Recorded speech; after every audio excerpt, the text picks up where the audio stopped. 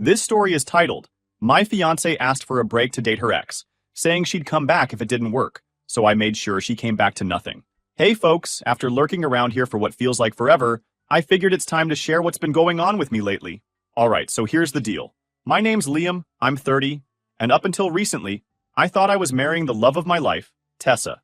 We'd been together for 4 years, and for most of that time, I was sure we were solid. But now I'm sitting here wondering how I didn't see this coming sooner. Tessa and I met through a mutual friend at a birthday party. She was funny, confident, and had this no-nonsense attitude that I really liked. I'd dated before, but no one clicked with me the way she did.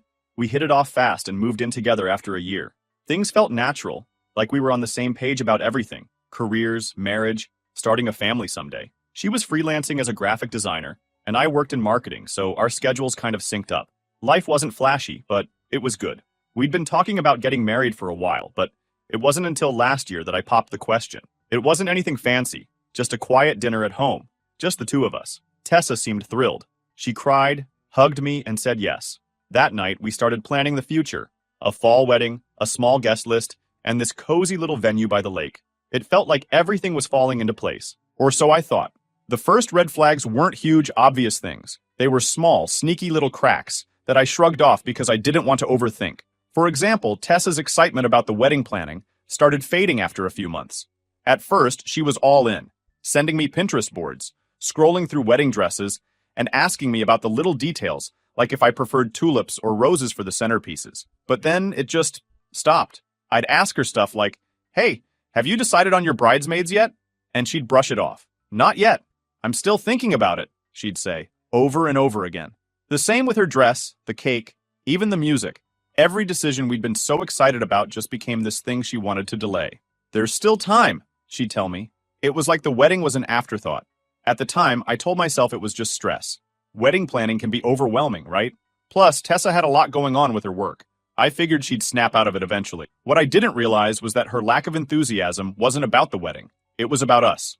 The real slap in the face came one night when we were hanging out with some friends. Someone brought that stupid TikTok game. We listen, but we don't judge. You've probably seen it. It's that game where you answer personal questions, and everyone's supposed to keep a straight face and not judge, although everyone judges. Anyway, everything was going fine until someone asked, "If you could relive one relationship, which one would it be?" Without even thinking, Tessa said, "Oh, probably Dylan." Just like that. Dylan, her college ex, the one who cheated on her. The second she said it, the room got awkwardly quiet. She laughed nervously and tried to backtrack, saying, "I mean, not like I'd actually want to. It's just, a big part of my past." I wanted to call her out right there, but we were with friends, so I let it slide. Later, when we were alone, I asked her about it. "What was that about Dylan? Why would you say you'd relive that relationship?" She just shrugged it off like it was no big deal. "It was a stupid game, Liam. Don't take it so seriously." She smiled and changed the subject. I didn't push it because, honestly, I didn't want to start a fight over something that might have been nothing. But deep down, it stuck with me. After that, her behavior got harder to ignore. She was on her phone more often, scrolling through her messages with this sly little smile. She started making vague excuses about why she couldn't hang out or why she'd cancel plans at the last minute. "Oh, sorry, I just have a lot of work to catch up on tonight," she'd say. Or, "I promised my mom I'd visit this weekend." The excuses weren't exactly suspicious, but they were piling up. It felt like I was suddenly less of a priority. Then came the Friday night that changed everything. I got home early from work, excited to spend the evening with Tessa. I was thinking we could order in and binge watch something, just a low-key night. When I walked in, though, the vibe was off. She was sitting on the couch with her laptop, but she wasn't working. She was just sitting there, staring at the screen, completely zoned out. "Hey, I'm home," I said, trying to break the tension. "You're early," she replied, like that was a bad thing. I brushed it off and went to the kitchen to start making dinner. But the silence in the house was suffocating. Usually she'd be asking me how my day was or telling me about hers, but tonight, nothing. Finally, I turned around and asked, "Everything okay?" She closed her laptop and looked at me. "Actually, there's something I need to talk to you about." And just like that, my stomach dropped. You know that feeling when you know something bad's about to happen, but you can't stop it? That was me, standing there like an idiot with a spatula in my hand. I walked over and sat across from her. "All right," I said. "What's going on?" She hesitated, like she was trying to find the right words. Then she just came out with it. I've been thinking about us and about Dylan. I swear, I almost laughed. Dylan, are you serious? What about him? She bit her lip and avoided my eyes. I think I need some time to figure things out. I want to take a break to see if there's still something there with him. I couldn't believe what I was hearing. You want to take a break so you can date your ex? Are you out of your mind, Tessa? We're engaged. It's not like that, she said quickly, like she thought she could smooth this over. I need to know if I'm making the right choice with you. And if it doesn't work out, I promise I'll come back. That's when I realized just how deep her audacity ran. She thought I'd sit around and wait for her to figure out if I was good enough. At that moment, something inside me shifted. I didn't blow up, didn't yell. I just sat there staring at her, wondering how the hell I didn't see this coming. I didn't even know how to respond at first. My fiancé, just told me she wanted to take a break to explore things with her ex, Dylan. What do you even say to that? Finally, I managed to ask, so what exactly does this break mean to you? My voice came out calm, way calmer than I felt. She straightened up a little, like she'd been preparing for this conversation. I think we need some space to figure things out. I'll take some time to see if what I'm feeling about Dylan is real, and you can take time to reflect on us too. I couldn't believe the nerve. Wait, I said, leaning forward. You're saying you need to date your ex, but I need to reflect on us? What kind of backwards logic is that? Tessa sighed, like I was the one being unreasonable. It's not about you doing something wrong, Liam. This is about me figuring out what I need. I felt she had rehearsed this. The way she was talking, the way she avoided eye contact, it was like she'd already decided this was happening, and now she just needed me to roll with it. You know this sounds insane, right? I said. You don't just put your fiancé on hold while you go play what if with some guy who treated you like garbage. Her face hardened, and for the first time, I saw just how stubborn she could be.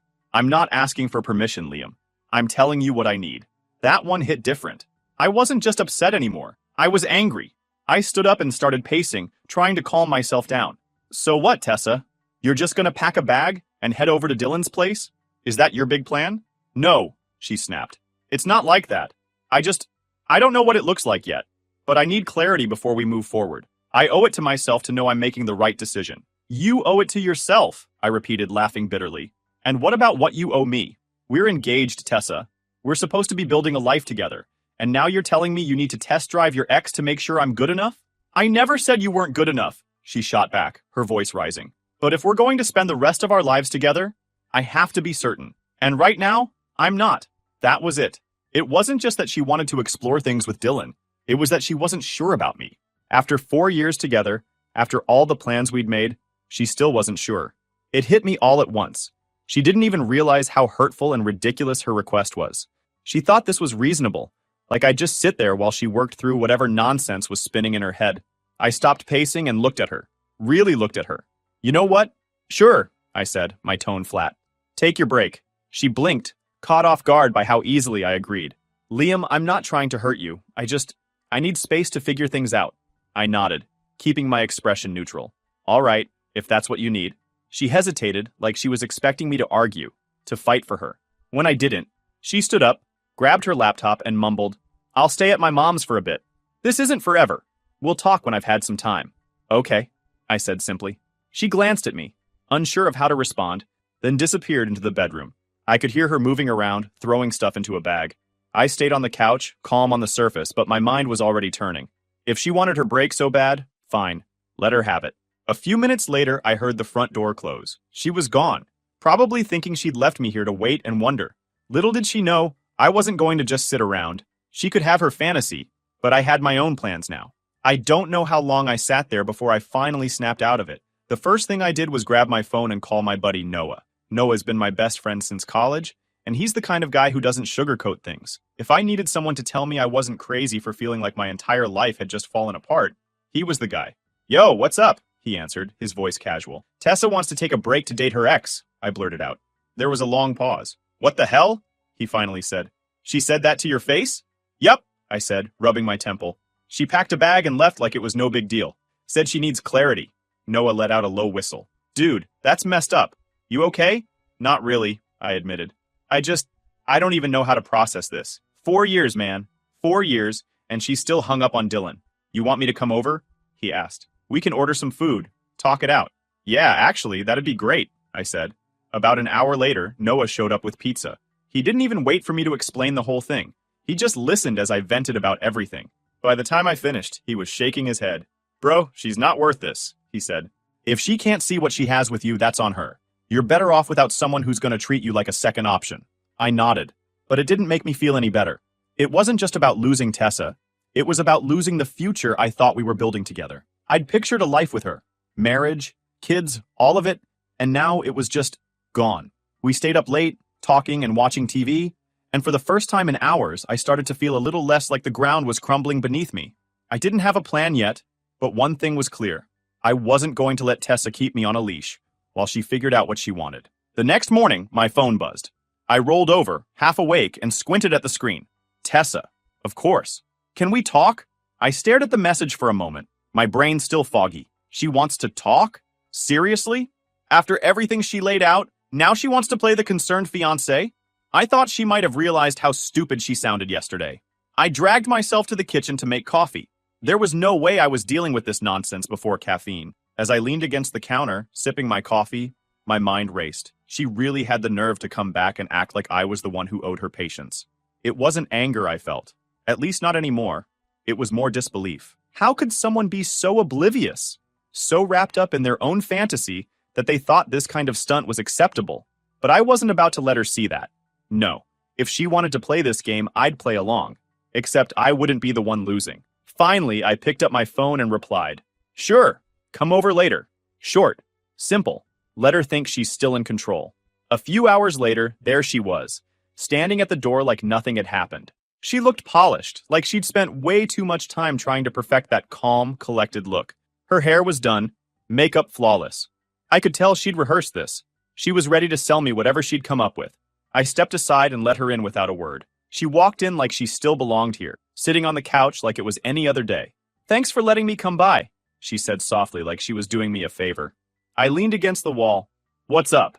She took a deep breath, her hands clasped together like this was some big performance. "I've been thinking a lot," she began. "Here we go. And I think I've come up with a way for us to move forward," she continued, her tone too measured, too rehearsed. I nodded, keeping my face neutral. "All right, let's hear it." "Well," she said, clearly building up to something she thought was genius. "I think the best thing for us right now is to put the wedding plans on hold, just temporarily, while I take the time I need to get clarity on everything. That way, we don't lose the progress we've made, and we can pick things back up once I'm sure about us." I stared at her, waiting for the twist. She wasn't joking. She actually thought this was reasonable. "That's your big plan?" I asked, raising an eyebrow. "Yes," she said, nodding like she'd just solved a world crisis. "It's practical, Liam. We've put so much time, effort, and money into this relationship. I don't want to throw it all away over something that might not even matter in the long run. Something that might not even matter." That phrase kept bouncing around in my head. She was talking about us, our relationship, like it was some investment portfolio she didn't want to write off. I felt a laugh bubble up, but I held it back. "Not yet. Let her keep going." "You're okay with this, right?" she asked, tilting her head slightly, like she was genuinely confused why I hadn't reacted yet. "Sure," I said, shrugging. Her eyes flicked to mine, like she didn't quite believe I'd agreed so easily. "Wait, you're okay with it?" "Yeah," I said, keeping my tone even. "If that's what you need, go for it." She blinked, clearly thrown off. She'd probably expected me to argue, to fight, maybe even beg her to stay. Instead, I gave her nothing. "I just don't want you to think this means I don't care," she added quickly, trying to fill the silence. "I just need some space to figure out what I really want. It's not forever." "Got it," I said, nodding. For a moment, she just stared at me, trying to read my face. But I wasn't giving her anything. Let her stew in her own awkwardness. She stood up, smoothing her hands over her jeans. "I'll stay at my mom's for a bit," she said. "It's not forever. We'll talk once I've had some time." "All right," I said, keeping my voice neutral. She hesitated, like she wanted to say something more. But then she just grabbed her bag and headed for the door. "Thanks for understanding," she said, pausing before stepping out. I just nodded again, keeping my face blank. After she left, I stood there for a moment, wondering how I couldn't see her as a wife anymore. She was gone, figuring out her ex, and she actually thought I was sitting here, waiting for her to figure out if I was good enough to fit into her perfect little fantasy life. But she didn't get it. This wasn't her decision anymore. I walked over to the window and watched her car pull out of the driveway. She was probably feeling relieved, thinking she'd bought herself some time to figure things out with Dylan. Let her think that. The truth was, I'd already made my decision. I wasn't going to argue. Wasn't going to fight for someone who thought it was okay to keep me on the back burner while she explored her doubts. She could have her break. She could have Dylan. I was done playing along. The funny thing is, I didn't even feel angry anymore. I felt free. It was like a switch had flipped in my head. All this time I'd been worried about what she wanted, what she needed, how I could fix things. But now it was about me. I sat down on the couch. I could already hear her voice in my head, weeks or maybe months from now, trying to spin her way back in. I made a mistake, Liam. I needed clarity, but now I see what I really want. Too late. Life doesn't work like that. I had no intention of sitting here, pining for her to come back. This wasn't about playing games or getting even. It was about moving forward. She'd made her choice, and so had I. I spent the next week setting things in motion. This wasn't about revenge. It was about clearing out every trace of her and taking back control. I started with the wedding plans. I grabbed my laptop and canceled everything. The venue, the photographer, the caterer. It all had to go. Some deposits were non-refundable, but who cares? It wasn't about the money. It was about closing this chapter for good. As I clicked through the emails, I couldn't help but smirk. She probably thought I was sitting at home, heartbroken, crying, waiting for her to know I'm better than her ex and come crawling back. She had no clue I was wiping her out of my life one email at a time. Then, the house. Funny thing, Tessa always acted like it was our home. She picked the paint colors, nagged me about throw pillows, and even insisted on those god-awful curtains in the living room. But here's what she never seemed to grasp. The house was mine. My name on the deed, my money in the mortgage. I called my buddy Noah, who hooked me up with a real estate agent. Within days, I had the paperwork ready to list it. My plan was simple. Sell the house, move on, and leave Tessa with absolutely nothing to come back to. She wanted space to figure out her life. She could do that from scratch. One part was almost too satisfying. Tessa had left all her stuff behind when she walked out. Clothes, books, and those ridiculous live, laugh, love signs she insisted on putting everywhere. I boxed it all up and drove it to her mom's place. No heads up, no texts. I just left it on the porch with a note. Here's your stuff. Good luck with Dylan. Was it petty? Maybe. Did I care? Not one bit. Then I sat there and waited. As expected, a week later, my phone buzzed. It was her. Can we talk? I think we need to clear the air. I laughed out loud. She must have realized her little fantasy with Dylan wasn't all it was cracked up to be. I couldn't resist seeing how this would play out. Sure, I replied. Come by tomorrow. The next day, she showed up, and the look on her face was priceless. She stepped inside and froze, her eyes darting around the bare walls, the empty shelves, the moving boxes stacked in the corner. What's going on here? She asked, her voice trembling. I'm selling the house, I said casually as if I'm talking to a neighbor, leaning against the counter. Her jaw dropped. You're what? Selling our house? It's not our house, Tessa, I said, letting that sink in. It's mine, and I don't need this much space anymore. She stared at me like I'd slapped her. Why didn't you tell me? Why would I? You left, remember? I said, keeping my tone calm. Her face went pale. Wait, so you've been planning this? You're just moving on? I shrugged. What else was I supposed to do? Sit around and wait for you to come back? She shook her head, her voice rising. Liam, no. That's not what I meant when I said I needed time. I didn't think you'd... Didn't think I'd what? Take you seriously? I interrupted. You said you needed space to figure out if you wanted me or Dylan. So I gave it to you. She took a step closer, her voice trembling. But I didn't mean it like this. I thought you understood. I wasn't ending things. I just needed clarity. I laughed, shaking my head. Clarity? Tessa, you didn't want clarity. You wanted a safety net. You thought you could run off, test the waters with Dylan, and then waltz back here like nothing happened. Sorry, but that's not how it works. Her composure completely cracked. Liam, please, I made a mistake. Dylan, he's not what I thought. He hasn't changed. I was stupid. I see that now. Please, don't do this. Don't throw us away.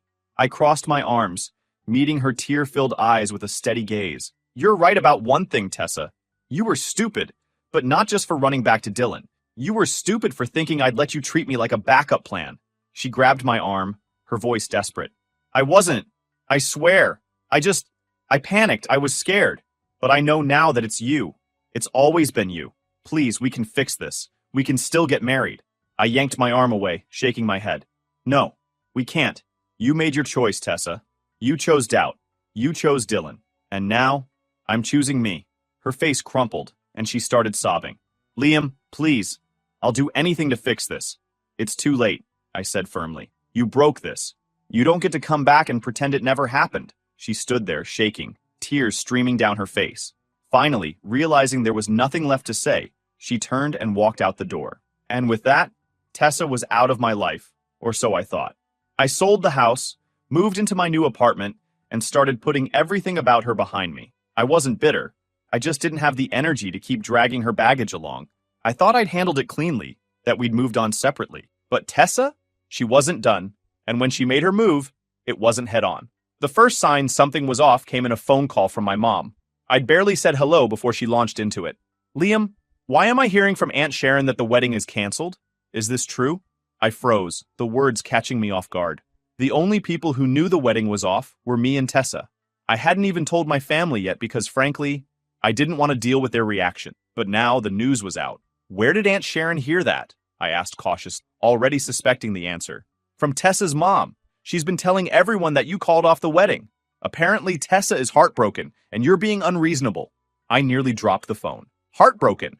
Unreasonable. The audacity of her spinning this like I was the bad guy was almost impressive. She had been the one to walk away, the one who wanted to figure things out with her cheating ex. And now she was painting me as the villain? Mom, that's not what happened, I said, trying to keep my voice calm.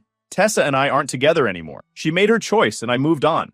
Well, you need to do some damage control, she said, her tone sharp. Half the family is talking about this, and they all think you blindsided her. Damage control. That's what it came to now. Not only had Tessa managed to worm her way into my family's conversations, but she'd turned the entire thing into a pity party for herself. I should have let it go. I should have chalked it up to her being petty and left it at that. But when I got a call later that same day from my boss, I realized this wasn't just a family issue anymore. Hey, Liam, I wanted to check in, my boss said cautiously. Is everything okay? I heard from a friend of mine. Apparently your ex is going through a tough time, and she mentioned your name. My ex? Mentioned my name? At work? She didn't give any details, but you know how these things spread. Just making sure it's not going to cause distractions here. I clenched my jaw, the pieces falling into place. Tessa hadn't just been telling her side of the story to family, she was dragging my name into her personal sob story with anyone who would listen. I thanked my boss for letting me know and hung up. My blood was boiling. This wasn't about closure or fixing things anymore. She was deliberately trying to sabotage my life, painting herself as the victim to anyone who would give her 5 minutes of attention. That was the last straw. I'd stayed quiet up until now, thinking it was the mature thing to do.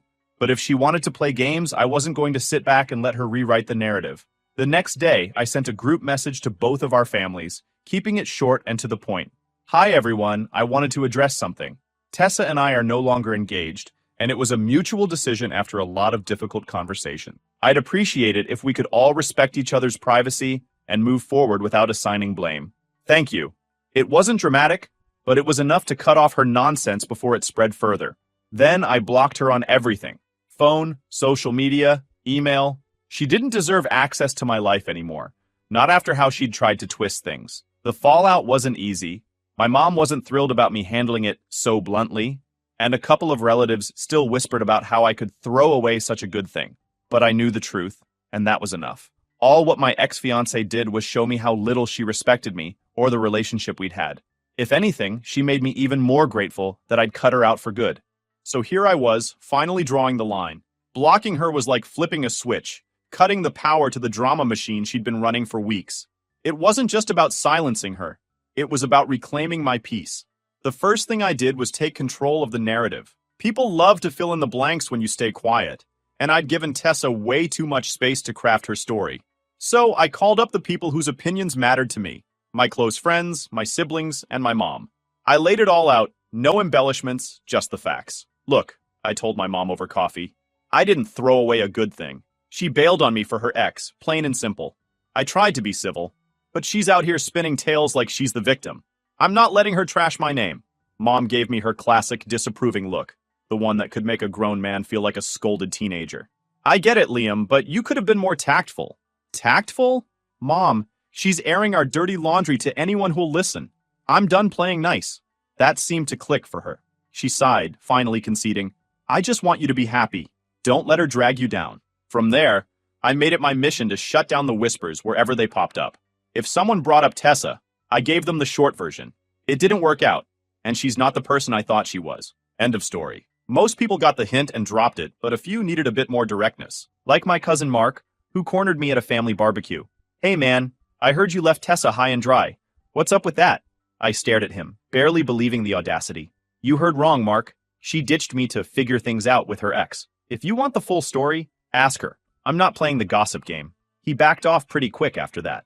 While I was busy cleaning up the social mess, I also had to deal with work. My boss, thankfully, was chill about the whole thing.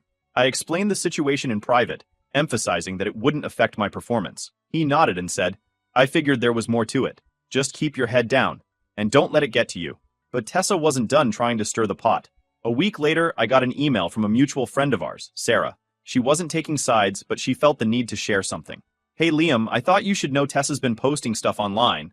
Nothing outright nasty, but it's obvious she's talking about you. Just wanted to give you a heads up. I thanked Sarah and checked it out. Sure enough, Tessa had been posting vague, passive-aggressive quotes about betrayal and heartbreak. Stuff like, some people will throw away diamonds to chase stones. Real subtle. At first, I was tempted to respond, to call her out for the nonsense. But then I stopped myself. Why stoop to her level? She wanted a reaction, and I wasn't giving her one. Instead, I reported her post for harassment and moved on. That was the real turning point for me, realizing I didn't owe her or anyone an explanation anymore. My life wasn't a public forum for her to dissect and manipulate. If she wanted to live in the past, that was her problem, not mine.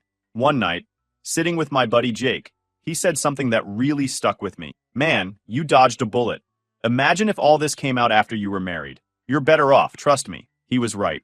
As painful as it had been, breaking things off with Tessa, before we tied the knot was the best thing that could have happened. It wasn't just about avoiding the drama. Being with her had blinded me to what I really wanted in a partner. Someone who had my back, not someone who'd turn on me the second things got tough. By the time a few months had passed, Tessa's antics started to fade into the background. People moved on, and so did I. The family stopped bringing her up, the whispers at work died down, and her online posts eventually dried up. It was like she finally realized she couldn't keep milking the situation for sympathy. I'd like to say I forgave her, but honestly, I didn't. And that's okay. Not every wrong has to be forgiven to be left behind. I don't hate her. I just don't care anymore. The real closure came when I realized I wasn't waiting for her to apologize or for people to see my side. I was living my life for me, not for anyone else's validation. So I guess all I want to say is that sometimes the hardest decisions are the ones that save you. Cutting ties with Tessa wasn't easy, but it was necessary. It taught me to trust my gut, to stand up for myself, and to never settle for less than I deserve. Looking back now, I don't regret a thing. I'm in a better place, mentally, emotionally, and even physically. Life's too short to waste on people who don't value you. And if I've learned anything, it's this. The best revenge isn't getting even. It's living well. And with that, this chapter of my life is officially closed. Thanks for sticking until the end.